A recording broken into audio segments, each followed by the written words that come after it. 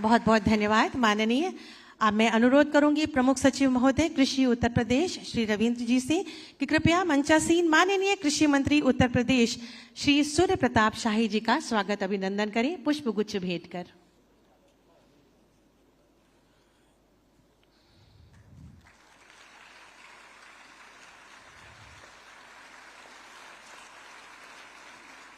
और पुनः अनुरोध करूंगी प्रमुख सचिव महोदय जी से कि मंचासीन माननीय कृषि राज्य मंत्री श्री बलदेव सिंह औलख जी का स्वागत अभिनंदन करें।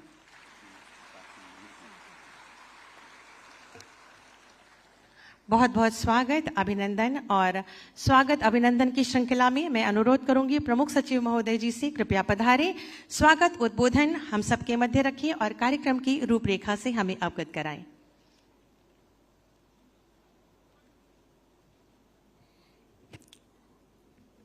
उत्तर प्रदेश के यशस्वी माननीय मुख्यमंत्री जी,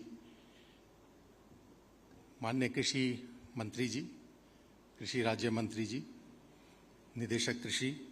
निदेशक राज्य कृषि प्रबंध संस्थान, अध्यक्ष उत्तर प्रदेश अधीनस्थ सेवा चयन आयोग, मेरे सहयोगी अधिकारीगण और नवचयनित जितने भी अधिकारी हमारे यहाँ आए हैं, आपके अभिभावक, पत्रकार बंधु, मैं सर्वप्रथम माननीय मुख्यमंत्री जी का स्वागत करते हुए उनका धन्यवाद ज्ञापित करना चाहूँगा कि उन्होंने हमें इस कार्यक्रम में अपना समय दिया और जो नए हमारे चयनित अधिकारी आ रहे हैं उनका उत्साहवर्धन किया।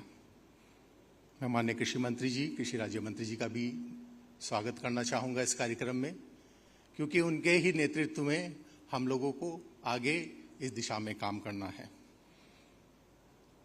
मैं जो चयनित अभ्यर्थी हैं उनके अभिभावकों का स्वागत करता हूं। आज आप लोगों के लिए बहुत ही गर्व का विषय है कि आपके पुत्र या पुत्री ने उत्तर प्रदेश की एक महत्वपूर्ण सेवा के अंदर चयन होने के बाद अपना दिन प्रारंभ कर रहे हैं, कार्य प्रारंभ कर रहे हैं। किसी भी विभाग में निसंदेह मंत्रीगण, अधिकारीगण ऊपर होते हैं जो सब चीज़ों को निष्पादित करते हैं, लेकिन एक कटिंग एज की रिक्वायरमेंट होती है जो फील्ड में जाके काम करती है, जिसको किसान के संग काम करना है। वो आप लोग हैं। आप लोगों को किसान के संग सीधा काम करना है और जो परिवर्तन लाना है। कृषि एक बहुत ही महत्वपूर्ण विभाग है जिसके माध्यम से हम ये सुनिश्चित करते हैं कि हर एक पेट को अन्न और देश की प्रगति में, प्रदेश की प्रगति में भी एक महत्वपूर्ण योगदान कृषि विभाग का रहता है। और आप आज इस परिवार में शामिल हो रहे हैं, मैं आपका भी स्वागत करता हूं, पत्रकार बंधुओं का स्वागत करता हूं और आशा करता हूं कि जितने भी नए चयनित अधिकारी आए हैं वो हम लोगों के संग कंधे से कंधा मिला के काम करेंगे और इस विभाग के कार्य को आगे ले जाने के लिए कृषकों के कल्याण में हम लोगों का पूरा सहयोग देंगे और एक जो मुख्यमंत्री जी की आशा है, हमारे मंत्रियों की आशा है, उसको हम पूर्ति कर पाएंगे। बहुत बहुत धन्यवाद।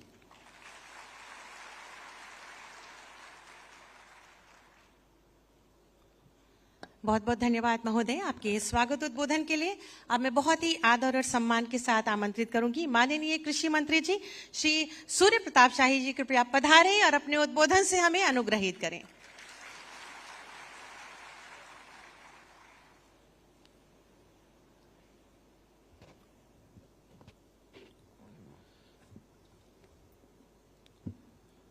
सभी मिलकर के जयकार करेंगे भारत माता की। बोलिए भारत माता की, भारत माता की, वंदे वंदे वंदे भारत माता की। आज उत्तर प्रदेश कृषि तकनीकी सहायक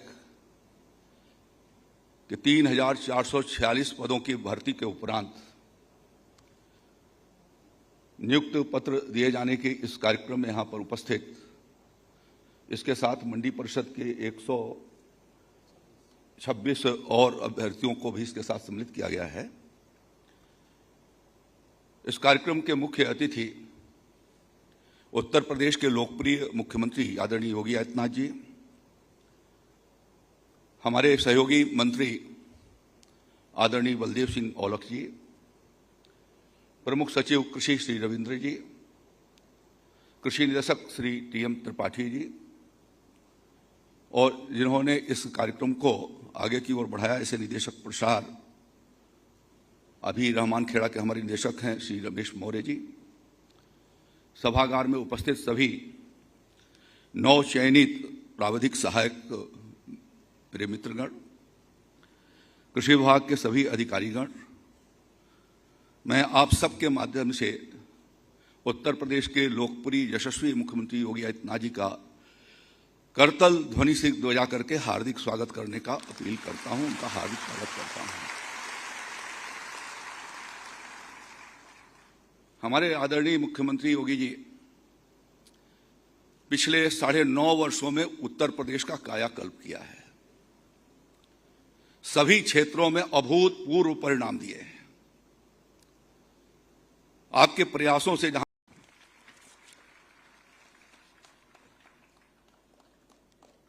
आप सभी को बहुत सारी शुभकामनाएं और बधाई। बहुत बहुत धन्यवाद, आभार माननीय मुख्यमंत्री जी। आत्मनिर्भर युवा ही उत्तर प्रदेश के विकास का आधार है। ऐसी भावना से विरासत और विकास के मूल मंत्र के साथ आत्मनिर्भर उत्तर प्रदेश का निर्माण कर रहे हैं माननीय मुख्यमंत्री श्री योगी आदित्यनाथ जी, जिनकी प्रेरणा और मार्गदर्शन में आज हमारे युवा लगभग हर क्षेत्र में रोजगार प्राप्त करने के साथ रोजगार सृजित भी कर रहे हैं। उत्तर प्रदेश के सर्वांगीण विकास को कृत संकल्पित यशस्वी माननीय मुख्यमंत्री जी से विनम्र अनुरोध है कि कृपया अपने शुभाशीर्वचनों से हम सब का मार्ग प्रशस्त करें। जोरदार तालियों से माननीय का स्वागत करें।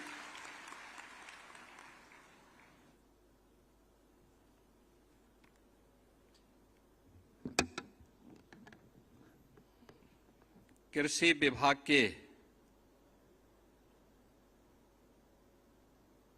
मंडी सचिव और तकनीकी सहायक ग्रुप सी के इस नियुक्ति पत्र वितरण कार्यक्रम के अंतर्गत आज इस समारोह में उपस्थित प्रदेश सरकार में मंत्रिमंडल के मेरे वरिष्ठ सहयोगी, कृषि और कृषि शिक्षा के मंत्री श्री सूर्य प्रताप शाही जी, राज्य मंत्री सरदार बलदेव सिंह गोलक जी, प्रमुख सचिव श्री रविंद्र कुमार जी, कृषि विभाग के हमारे सभी अधिकारीगण,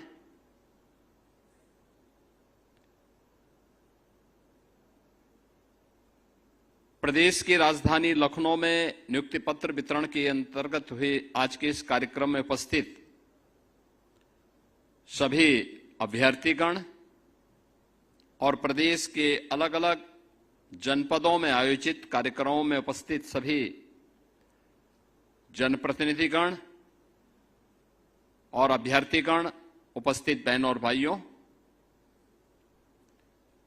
आदरणीय प्रधानमंत्री जी की प्रेरणा से मिशन रोजगार के अंतर्गत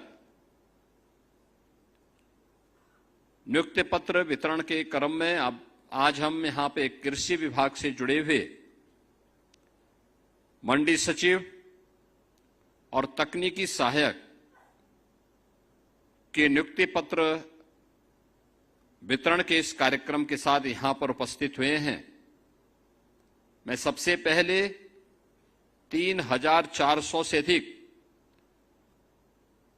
नवचयनित आप सभी अभ्यर्थियों का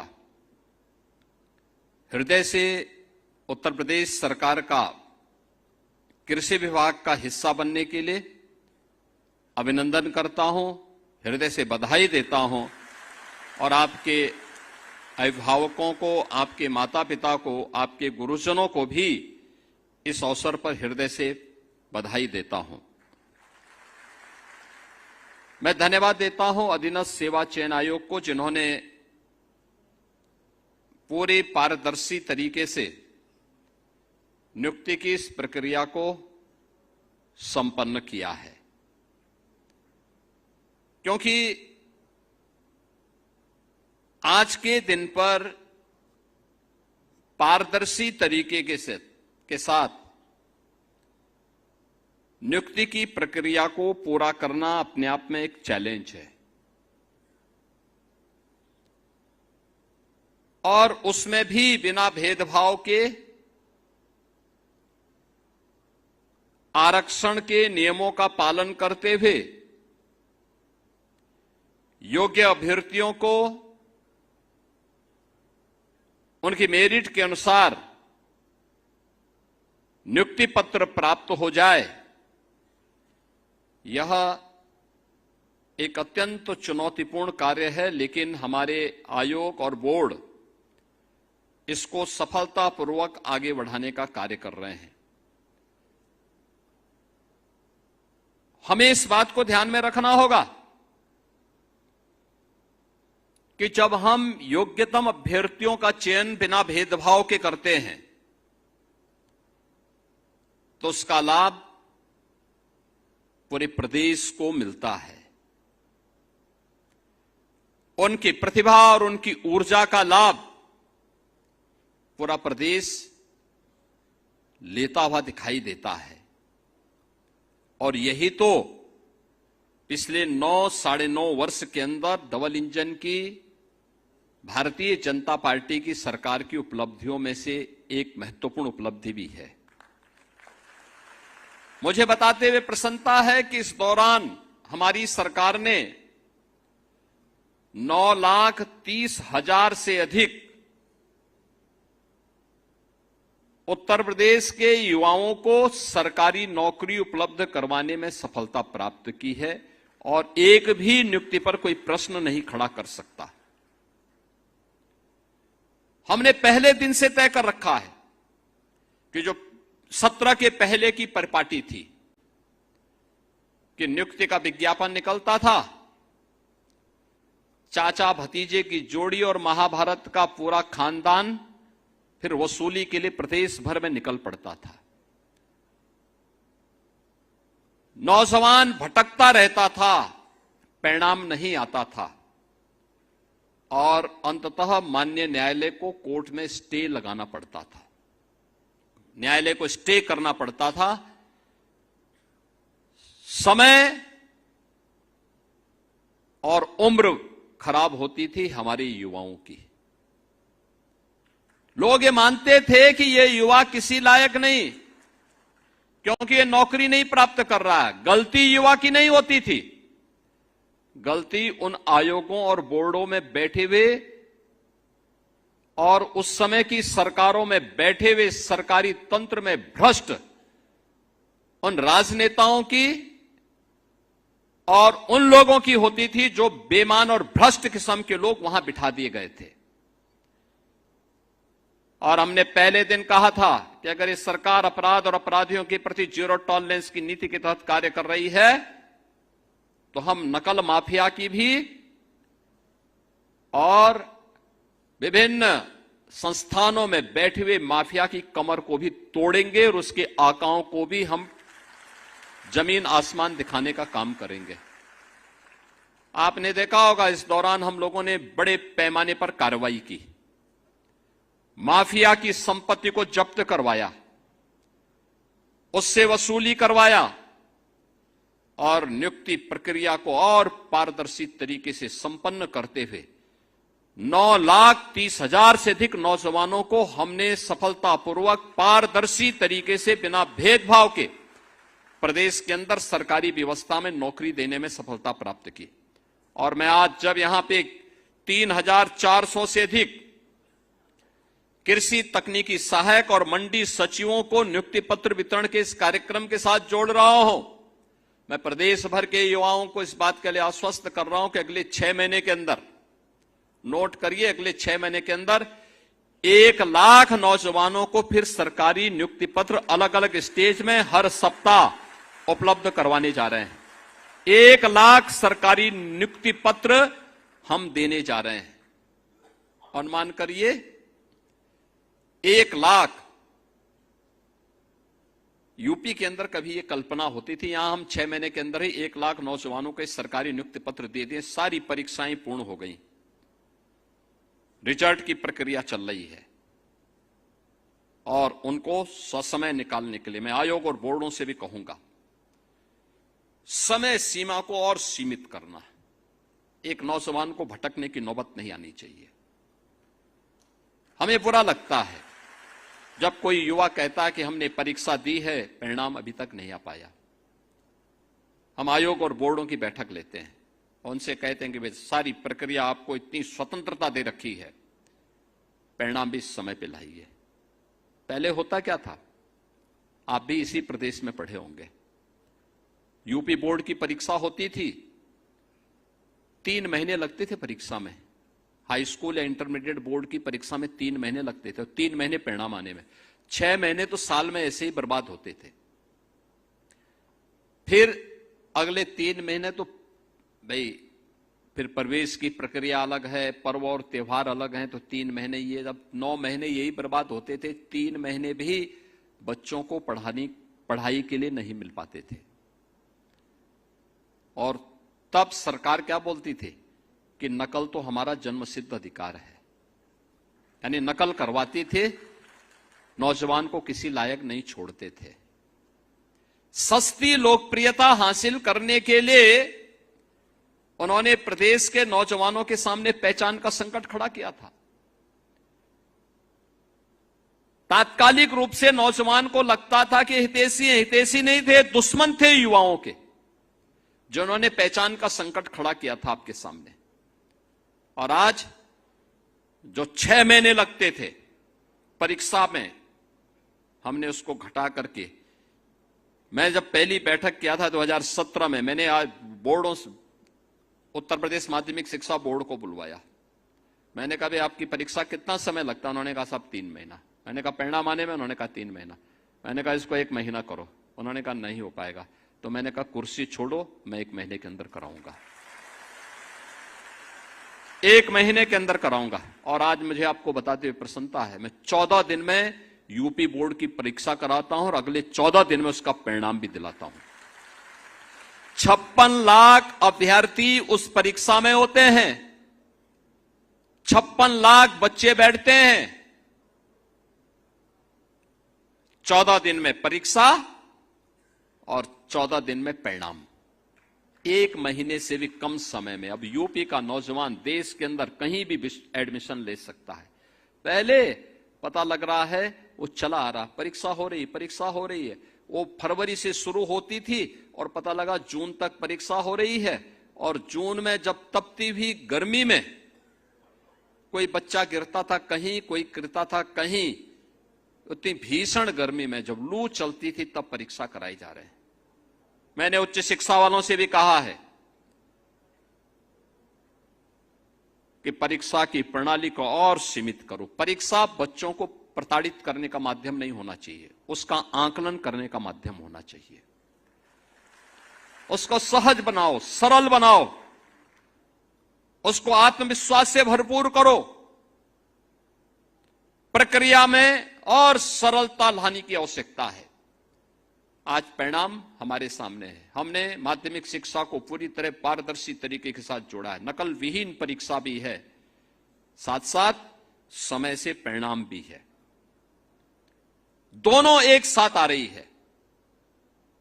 उच्च शिक्षा से भी, विश्वविद्यालयों से भी कहा गया है कि वे अपने आप में भी ये सुधार करें, प्रक्रिया को और पारदर्शी करें और भर्ती की प्रक्रिया को भी इतना स्मूथ बनाएं, इतना सरल और सहज बनाएं कि कोई भी युवा जो जाए उसको लगना चाहिए संस्थान मेरी कैरियर को आगे बढ़ाने वाला है।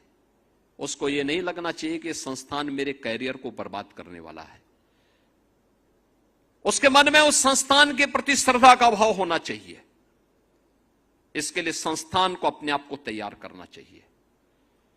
केवल एजुकेशन नहीं, स्किलिंग के लिए भी, कैरियर काउंसलिंग के लिए भी और एम्प्लॉयमेंट के भी एक केंद्र के रूप में उन संस्थानों को अपने आप को तैयार करना होगा।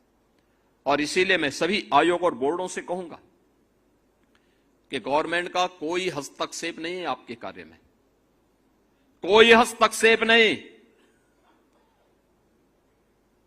अब परीक्षा अधियाचन जाने के बाद परिणाम आने में 6 महीने से ज्यादा का समय नहीं लगना चाहिए।